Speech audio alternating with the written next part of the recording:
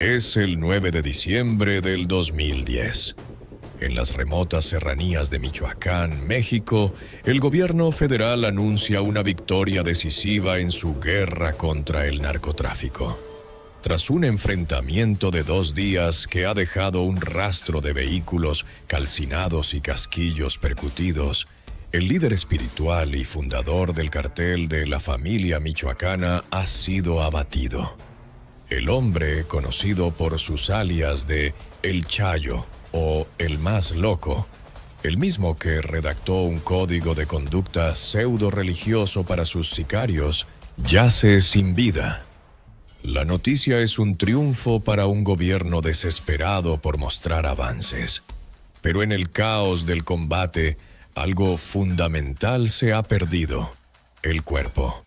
Los soldados afirman haber visto a sus seguidores llevarse el cadáver, un acto final de devoción a su líder caído. Sin un cuerpo que fotografiar, sin una prueba irrefutable de su muerte, la victoria se siente hueca. En las calles de Apatzingán, su tierra natal, aparecen altares en su honor. La gente empieza a rezarle como a un santo, un mártir que se enfrentó al sistema. Su leyenda, lejos de morir, apenas comienza a nacer, alimentada por el misterio de su desaparición. Su nombre, Nazario Moreno González. Pero, ¿quién era realmente este hombre que se ocultaba tras los delirios de grandeza, la fe retorcida y la brutalidad de un cartel? Fue únicamente un narcotraficante despiadado que usó la religión como una herramienta cínica para manipular a sus seguidores y justificar sus masacres. ¿O fue un verdadero mesías del crimen? Un estratega trastornado que desde lo más profundo de su propia mitología tejió un imperio de terror y fe capaz de crear un nuevo tipo de culto armado.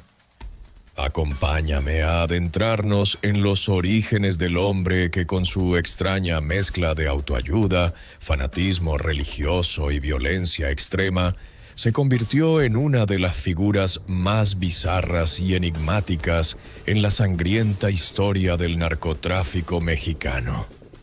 Si te apasionan las historias que el poder quiso ocultar, suscríbete. Lo que viene es aún más oscuro. La historia de Nazario Moreno González comienza en la tierra caliente de Michoacán, una región de México tan fértil para la agricultura como para la violencia.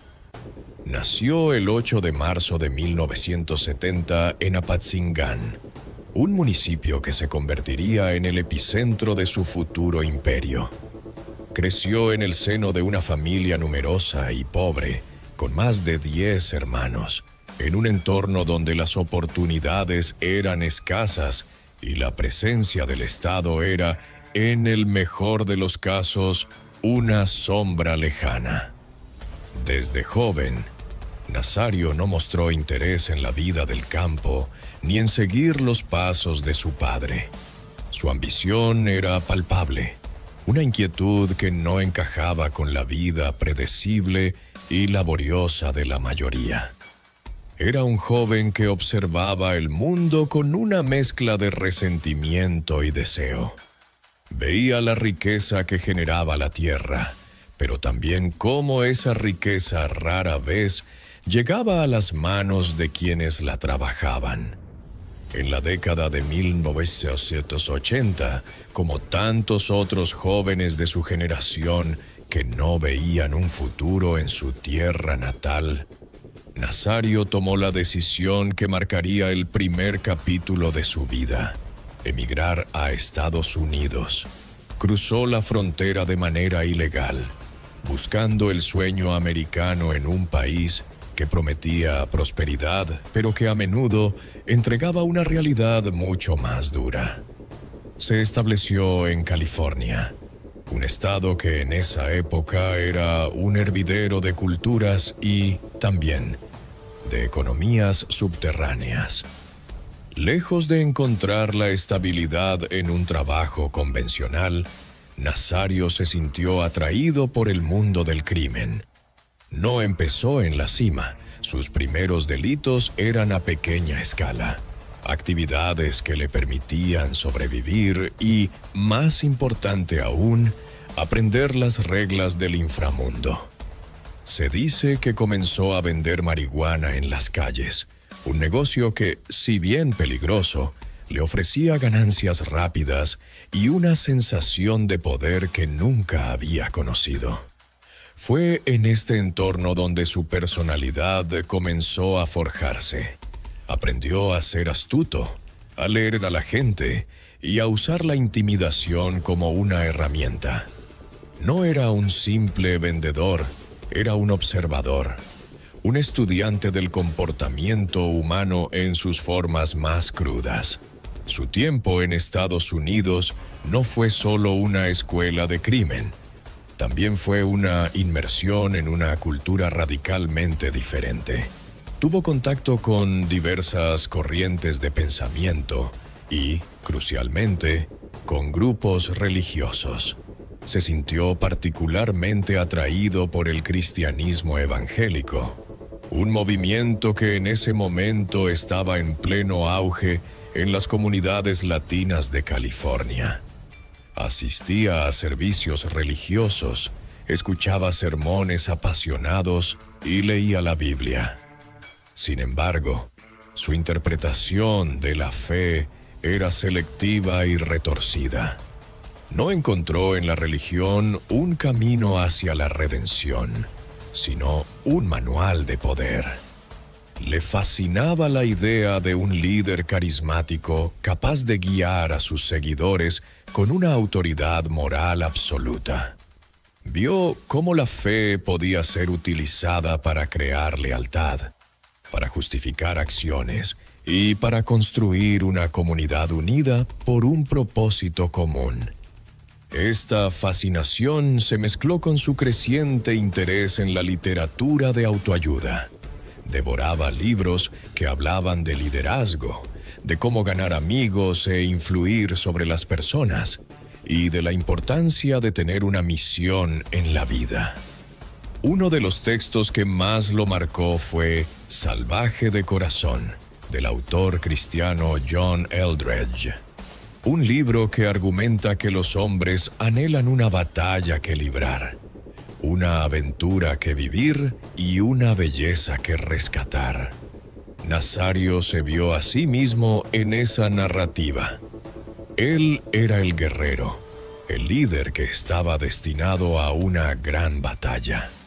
Su adicción al alcohol y las drogas, un problema que lo persiguió durante estos años, culminó en lo que él describiría más tarde como una revelación divina.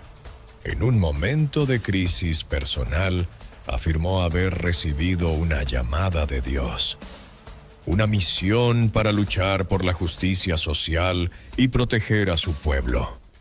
Esta supuesta epifanía no fue el inicio de una conversión genuina, sino la creación de un mito personal, la justificación ideológica que necesitaba para el camino que estaba a punto de emprender. Ya no era un simple criminal. Ahora se veía a sí mismo como un cruzado, un instrumento de la voluntad divina. Su carrera criminal en Estados Unidos llegó a un abrupto final cuando fue arrestado y deportado a México. Pero el hombre que regresó a Michoacán a mediados de la década de 1990 no era el mismo joven que se había ido. Volvía con una visión, una mezcla peligrosa de ambición criminal, fervor religioso y una profunda convicción en su propio destino mesiánico. Encontró a su estado natal sumido en el caos, un territorio en disputa por diferentes facciones del narcotráfico. Vio el sufrimiento de la gente, la corrupción de las autoridades y, sobre todo, vio una oportunidad. Era el campo de batalla que había estado esperando, el lugar donde podría poner en práctica su extraña teología y construir su propio reino. El escenario estaba listo para el surgimiento de el más loco, el profeta del narco. Al regresar a Michoacán, Nazario Moreno no encontró un vacío de poder, sino un ecosistema criminal complejo y violento. El Estado era un corredor estratégico para el tráfico de drogas, codiciado por los grandes carteles de la época. La producción local de marihuana y amapola, junto con la llegada de precursores químicos para la metanfetamina a través del puerto de Lázaro Cárdenas, lo convertían en una joya de la corona del crimen organizado. En ese momento, el territorio estaba en gran parte bajo la influencia del Cartel del Milenio y, más tarde, del Cartel del Golfo y su brutal brazo armado, los Zetas. Nazario, con su experiencia en Estados Unidos y su nueva visión mesiánica, no tenía la intención de ser un simple peón en el juego de otros. Comenzó a reclutar a un pequeño grupo de seguidores, hombres que, como él, sentían una mezcla de resentimiento hacia el sistema y una profunda necesidad de pertenencia. Entre sus primeros aliados se encontraban figuras que se volverían clave en la historia del narcotráfico michoacano, como Jesús el Chango Méndez y Servando la Tuta Gómez. Juntos formaron un grupo conocido inicialmente como La Empresa. Su objetivo inicial no era desafiar directamente a los grandes carteles, sino operar bajo su sombra, aprendiendo de sus métodos y, al mismo tiempo, construyendo una base de poder propia. La empresa se presentó ante la población local no como un cartel de drogas, sino como un grupo de autodefensa. Su discurso era una mezcla de justicia social y fervor religioso. Prometían proteger a la gente de los secuestros, las extorsiones y los abusos de otros grupos criminales, especialmente de los Zetas, cuya violencia indiscriminada aterrorizaba a la población. Este fue el primer y más brillante movimiento estratégico de Nazario. Entendió que para ganar poder no solo necesitaba balas, sino también una narrativa. Se posicionó como el Salvador, el hombre que traería orden al caos. Mientras construía a su ejército, Nazario también perfeccionaba su ideología. Pasaba horas escribiendo, compilando sus pensamientos en lo que se convertiría en la Biblia de su organización.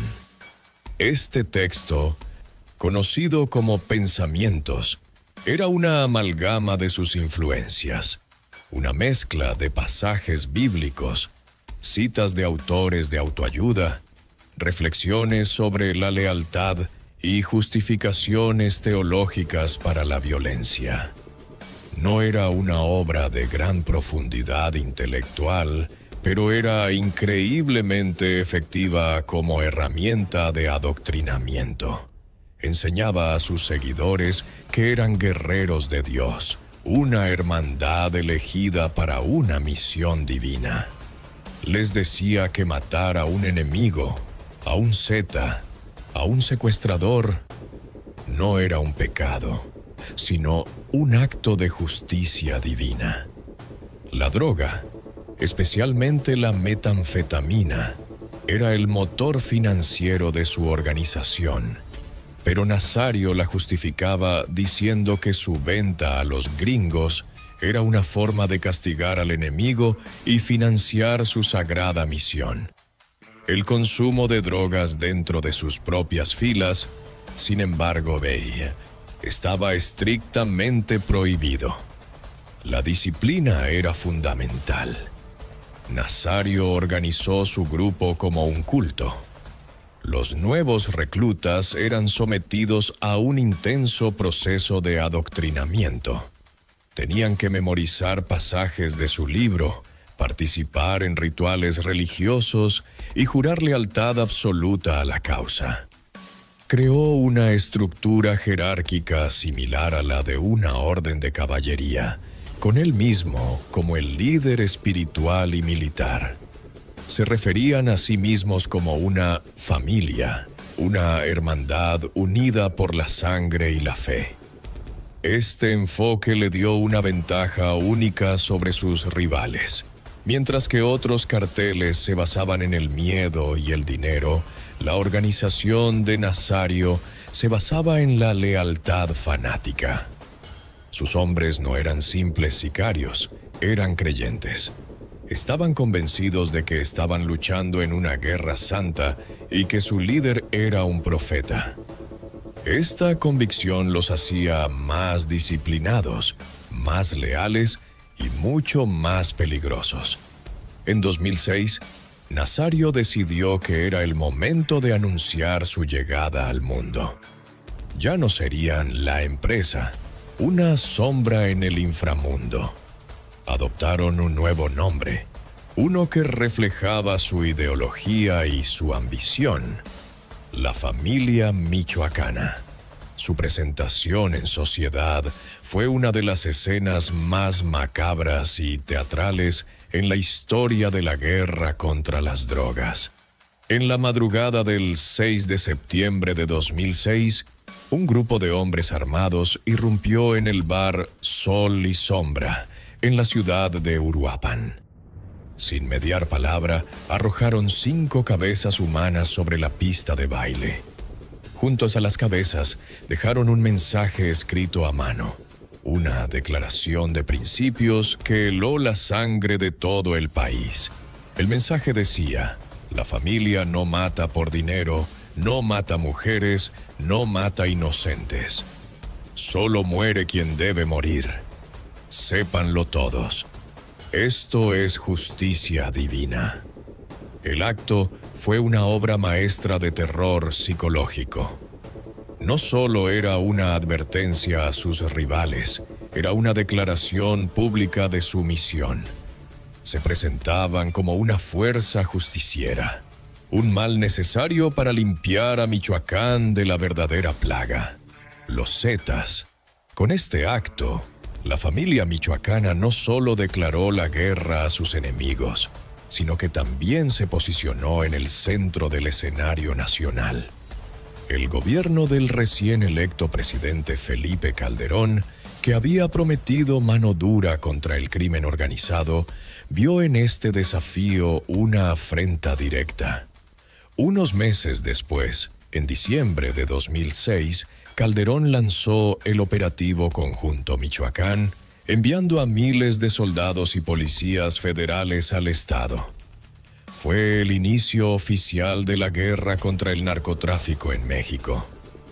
Irónicamente, la guerra del gobierno, lejos de debilitar a la familia, al principio la fortaleció. Al centrar sus ataques en todos los grupos, el gobierno creó un caos que la familia supo aprovechar. Se presentaron como los defensores del pueblo michoacano contra la invasión federal y contra la brutalidad de los Zetas. Nazario Moreno había logrado su objetivo.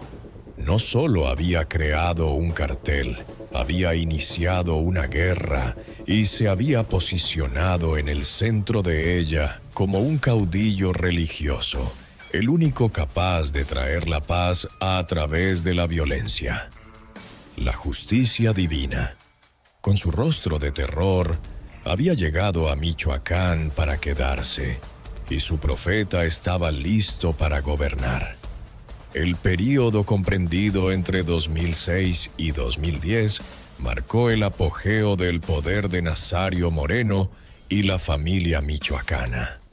Durante estos años, la organización logró consolidar un control casi absoluto sobre el estado de Michoacán, operando no solo como un cartel de drogas, sino como un verdadero estado paralelo con su propio sistema de gobierno, su propia economía y su propio código moral.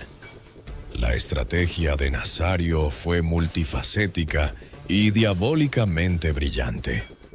Por un lado, continuó su campaña de terror contra sus rivales, principalmente los zetas. Los enfrentamientos eran brutales y constantes, convirtiendo a Michoacán en uno de los estados más violentos de México. Las decapitaciones, las torturas y los mensajes dejados junto a los cuerpos se convirtieron en la firma de la familia, una forma de proyectar una imagen de poder implacable y de justicia divina.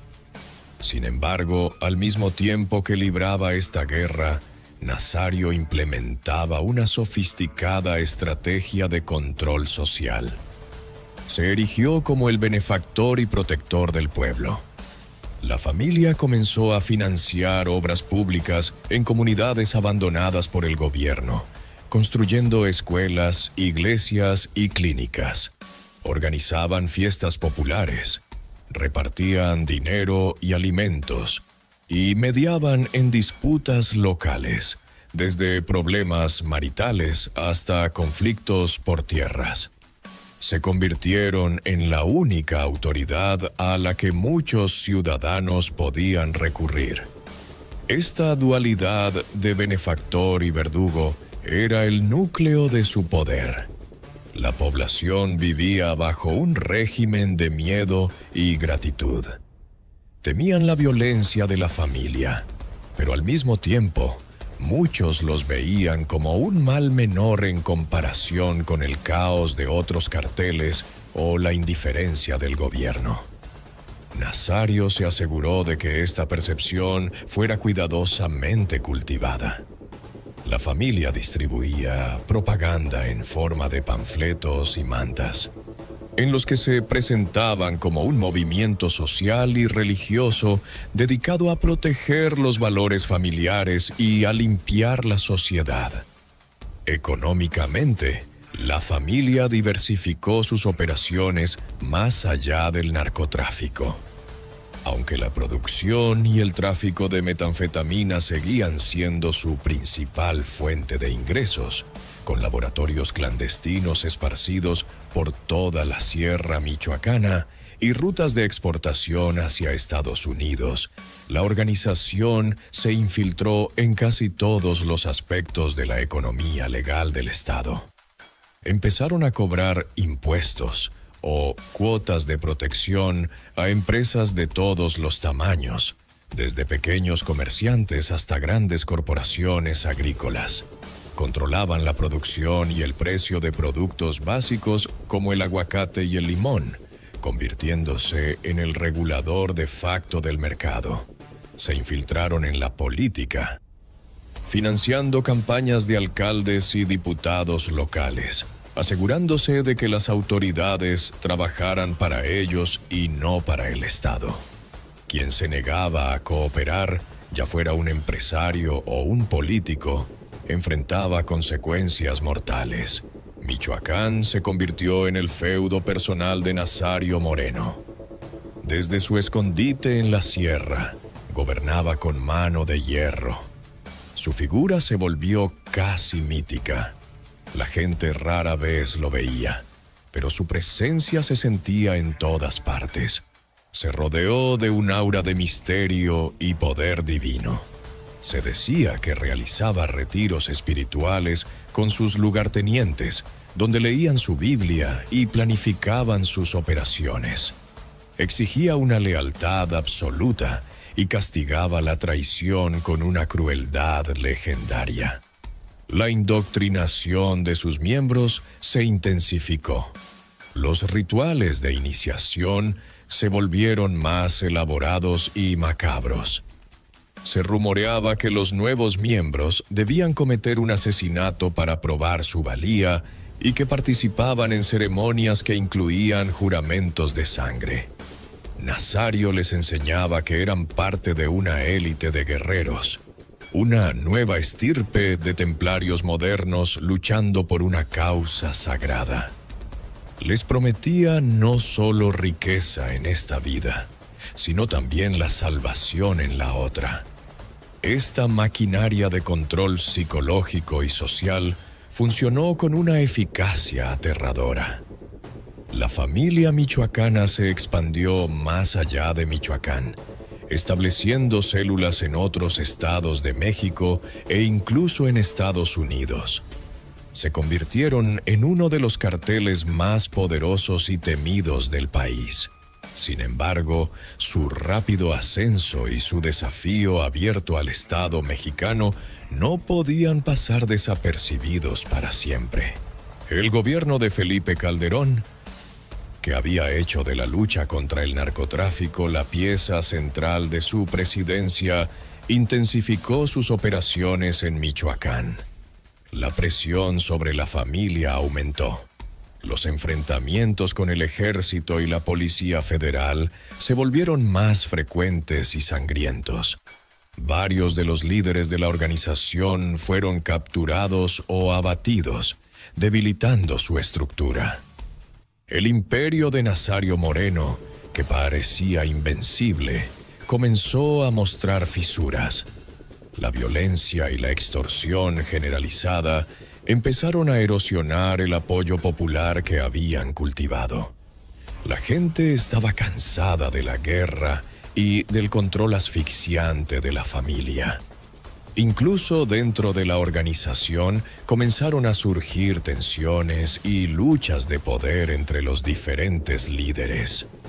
El profeta del narco había llevado a su pueblo a la cima, pero el descenso sería tan rápido y violento como el ascenso. El fin de su reinado se acercaba, y llegaría de una forma tan extraña y confusa como su propia ideología, dejando tras de sí un legado de mitos y un nuevo ciclo de violencia. Detrás de cada fortuna hay una historia que nadie se atreve a contar. Tú ya sabes dónde encontrarla. Suscríbete para ver más. La caída del imperio de Nazario Moreno fue tan dramática y teatral como su ascenso. A finales de 2010, el gobierno mexicano, bajo una intensa presión para mostrar resultados en su guerra contra las drogas, concentró sus fuerzas en un objetivo prioritario: descabezar a la familia michoacana. La inteligencia militar había localizado la posible ubicación de Nazario Moreno en los alrededores de Apatzingán, su bastión. Se preparó un operativo a gran escala, involucrando a cientos de soldados del ejército, marinos y agentes de la Policía Federal. El enfrentamiento comenzó el 8 de diciembre y se extendió durante 2 días. Fue una verdadera batalla campal. Los sicarios de la familia, fanáticamente leales a su líder, establecieron bloqueos en las carreteras con camiones y autobuses incendiados para impedir el avance de las fuerzas federales. Los tiroteos resonaron por toda la región de Tierra Caliente. El gobierno desplegó helicópteros artillados que peinaban la sierra en busca de los líderes del cartel. La resistencia fue feroz. Los seguidores de Nazario lucharon con una determinación suicida, convencidos de que estaban defendiendo a su Mesías. El 9 de diciembre, en medio del caos, el gobierno federal anunció su victoria. En una conferencia de prensa, el portavoz de Seguridad Nacional, Alejandro Poiré, declaró que Nazario Moreno González había sido abatido durante el enfrentamiento. La noticia fue recibida con una mezcla de alivio y escepticismo. Era un golpe devastador para la familia, la caída de su líder espiritual y fundador. Sin embargo, la celebración del gobierno fue prematura. Rápidamente surgió un problema crucial: no había cuerpo. Las autoridades explicaron que los propios sicarios de Nazario, en un último acto de lealtad, habían recuperado el cuerpo de su líder caído y se lo habían llevado a un lugar desconocido en la sierra. Esta explicación, aunque plausible dada la naturaleza de culto de la organización, sembró la duda en la mente del público y de los medios de comunicación. ¿Cómo podía el gobierno estar tan seguro de su muerte sin una prueba física? La ausencia del cuerpo se convirtió en el terreno fértil para el nacimiento de una leyenda. Para el gobierno, Nazario estaba muerto. Para la gente de Michoacán, especialmente para sus seguidores, se había convertido en un mártir, un fantasma. En Apatzingán y otras comunidades comenzaron a aparecer pequeños altares con su fotografía. La gente le rezaba, le pedía milagros y lo veneraba como a un santo popular, un narcosanto. Le atribuían poderes sobrenaturales y creían que seguía protegiéndolos desde el más allá. El gobierno, al no poder presentar un cadáver, había perdido la batalla de la narrativa. En lugar de extinguir su influencia, la habían transformado en un mito. La supuesta muerte de Nazario provocó una fractura inmediata dentro de la familia michoacana. Sin su líder carismático, la organización se dividió en dos facciones principales. Por un lado, Jesús el Chango Méndez, uno de los fundadores originales, intentó mantener el control bajo el nombre de La Familia. Por otro lado, Servando La Tuta Gómez y Enrique el Quique Plancarte, dos de los lugartenientes más cercanos a Nazario, formaron un nuevo grupo. Este nuevo cartel, que heredó la estructura, la ideología y la brutalidad de su predecesor, fue bautizado con un nombre aún más grandilocuente y místico: los Caballeros Templarios. Los Caballeros Templarios se presentaron como los verdaderos herederos de la misión de Nazario Moreno. Adoptaron su código de conducta, intensificaron los rituales pseudo-religiosos y continuaron con la misma estrategia de control social y violencia extrema. La Tuta Gómez, un exmaestro de escuela con una habilidad innata para la propaganda, se convirtió en la cara pública de la organización. Grababa videos que difundía en Internet, en los que intentaba justificar las acciones del cartel y se presentaba como un luchador social. La guerra entre estas dos facciones y contra las fuerzas federales sumió a Michoacán en un nuevo y aún más sangriento capítulo de violencia. Los Caballeros Templarios, con su fervor renovado y su estructura intacta, rápidamente superaron a la facción de El Chango Méndez, quien fue capturado en 2011. Se convirtieron en la fuerza dominante en el estado, llevando la extorsión y el control social a niveles sin precedentes. Mientras tanto, el fantasma de Nazario Moreno seguía muy presente. Los rumores sobre su supervivencia comenzaron a circular casi inmediatamente después de su supuesta muerte. Se decía que había sido visto en diferentes partes de la sierra, que seguía dirigiendo las operaciones de los templarios desde las sombras. Para muchos no era un santo en el cielo, sino un líder en la clandestinidad. El gobierno desestimó estos rumores como simple propaganda del cartel, un intento de mantener viva la moral de sus tropas. Sin embargo, los reportes de inteligencia y los testimonios de miembros capturados del cartel apuntaban cada vez más a una posibilidad inquietante: que el más loco nunca había muerto. La leyenda del narcosanto y la realidad de un capo prófugo comenzaron a fusionarse. Nazario Moreno, ya fuera como un espectro o como un hombre de carne y hueso, seguía siendo la figura central del conflicto en Michoacán. Su primera muerte no había traído la paz. sino que había dado a luz a un monstruo aún más fanático y a una leyenda que desafiaba a la propia realidad. El acto final de su bizarra historia aún estaba por escribirse, y su verdadera muerte sería tan impactante como la primera, revelando la increíble capacidad del narco para manipular no solo a la gente, sino a la propia verdad. Los años que siguieron a la supuesta muerte de Nazario Moreno en 2010 fueron un período de oscuridad y terror para Michoacán, un tiempo que podría describirse como los años del fantasma.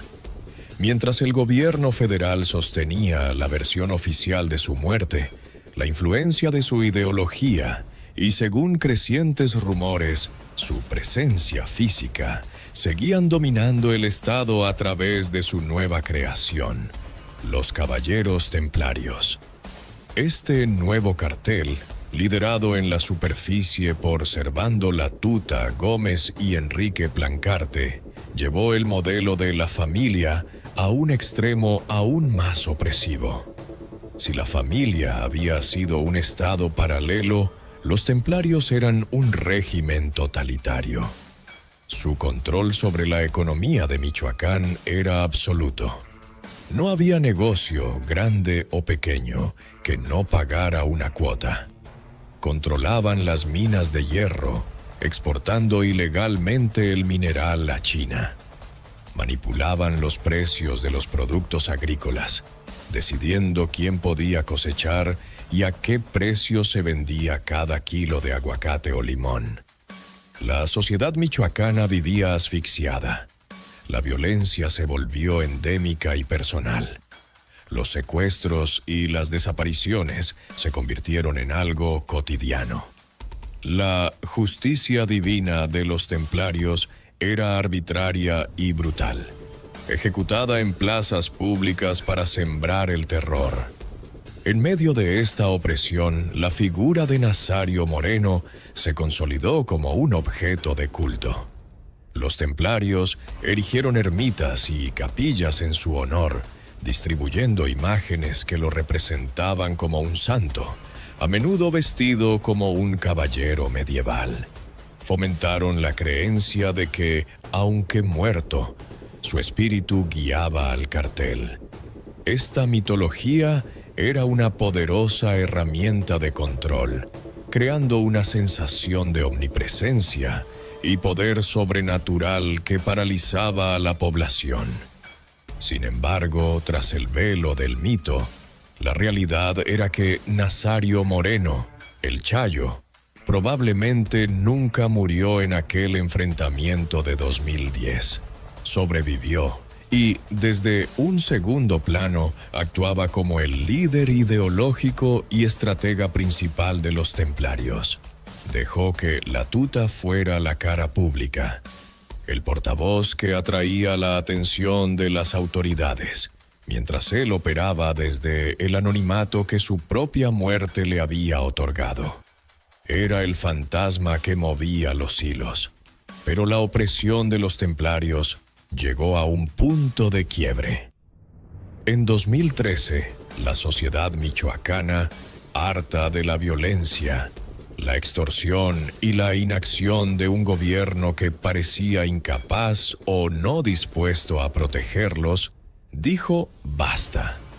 En la región de Tierra Caliente, en pueblos como La Ruana y Tepalcatepec, ciudadanos comunes, agricultores, comerciantes y ganaderos decidieron tomar las armas para defender a sus familias y sus comunidades. Así nacieron los grupos de autodefensa, liderados por figuras carismáticas como el médico José Manuel Mireles y el agricultor Hipólito Mora. Estos grupos de civiles armados comenzaron a enfrentarse directamente a los caballeros templarios. Lo que empezó como un pequeño levantamiento se convirtió rápidamente en un movimiento masivo. Pueblo tras pueblo, los ciudadanos se levantaban, expulsaban a los sicarios templarios y establecían sus propios puestos de control. La guerra en Michoacán entró en una nueva y caótica fase.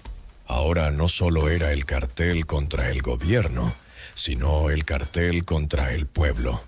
Las autodefensas, aunque inicialmente heroicas, pronto se convirtieron en un fenómeno complejo y controvertido.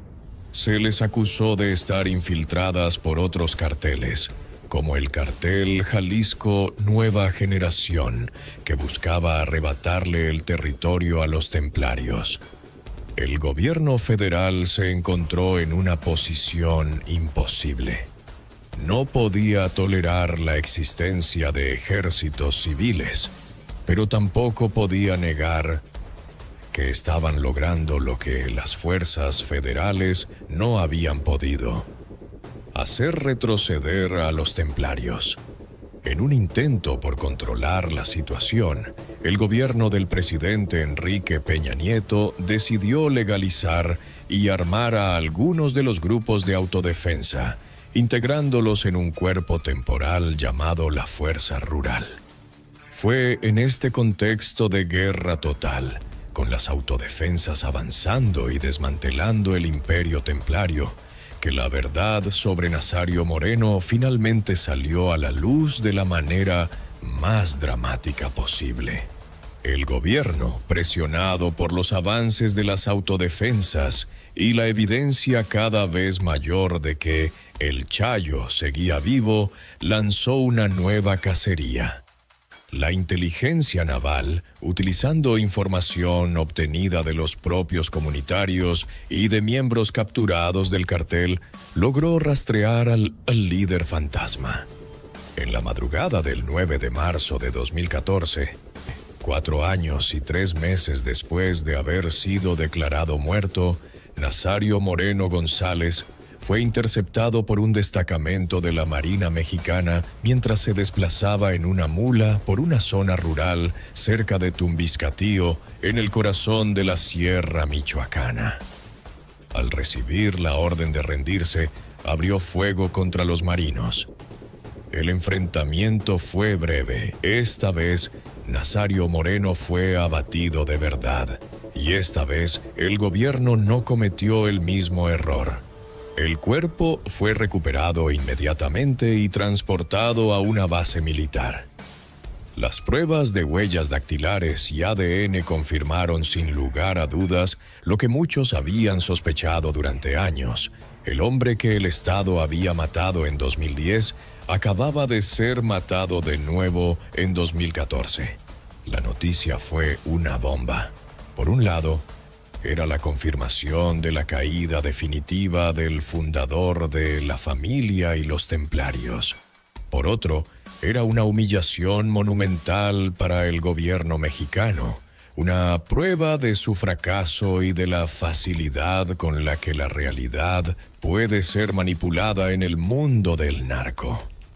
La segunda y definitiva muerte de Nazario Moreno marcó el principio del fin para los caballeros templarios. Sin su líder espiritual y con sus otros cabecillas como Enrique Plancarte siendo abatidos en las semanas siguientes, y la Tuta Gómez convertido en un fugitivo acorralado, la organización colapsó. El fantasma que había aterrorizado a Michoacán durante años había sido finalmente exorcizado. Pero su legado, una extraña mezcla de fe, muerte y mitología, perduraría, dejando cicatrices profundas en la tierra que una vez gobernó como un rey y un dios autoproclamado. El final de Nazario Moreno González es una de las narrativas más extrañas y reveladoras de la guerra contra las drogas en México. Su segunda muerte en 2014 no solo cerró el capítulo de uno de los capos más singulares de la historia, sino que también dejó al descubierto la profunda disfunción de las instituciones encargadas de combatirlo y la compleja simbiosis entre el crimen, la religión y la cultura popular en las regiones olvidadas del país. Su legado es una paradoja.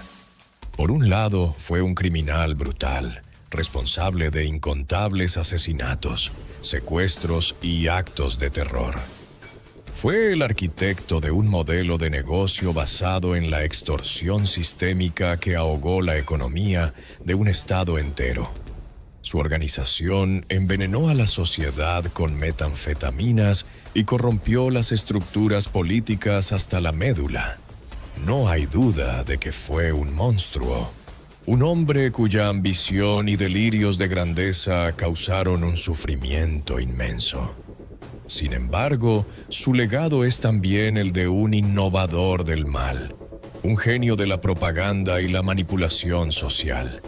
A diferencia de otros capos que basaban su poder únicamente en la violencia y el dinero, Nazario entendió el poder de la ideología.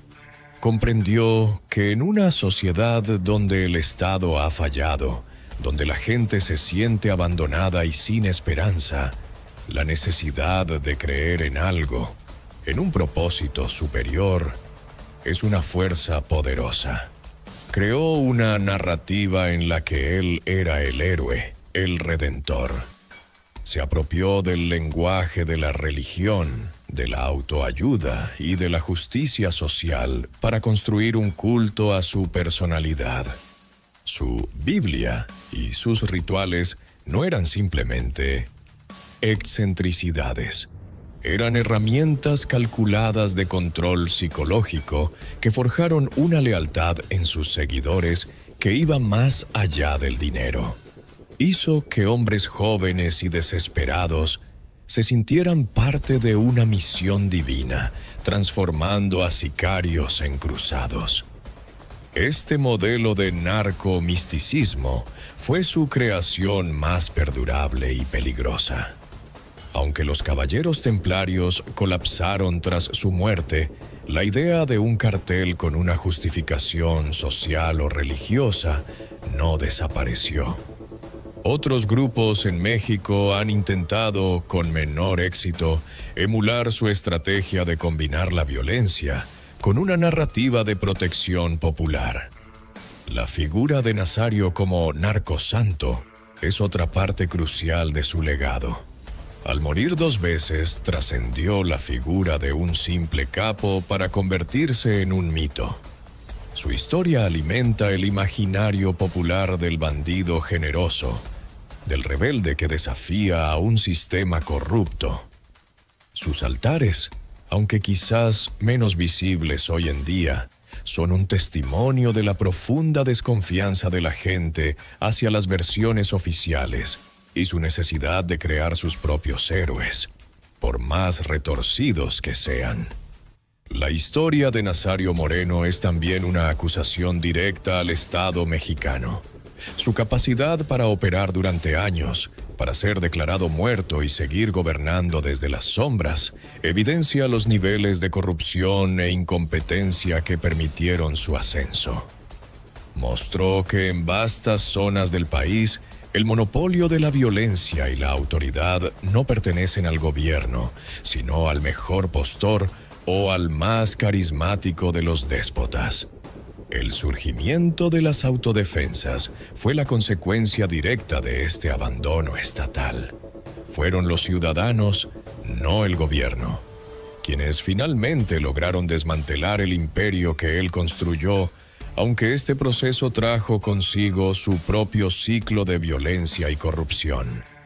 Entonces, ¿quién fue realmente Nazario Moreno González?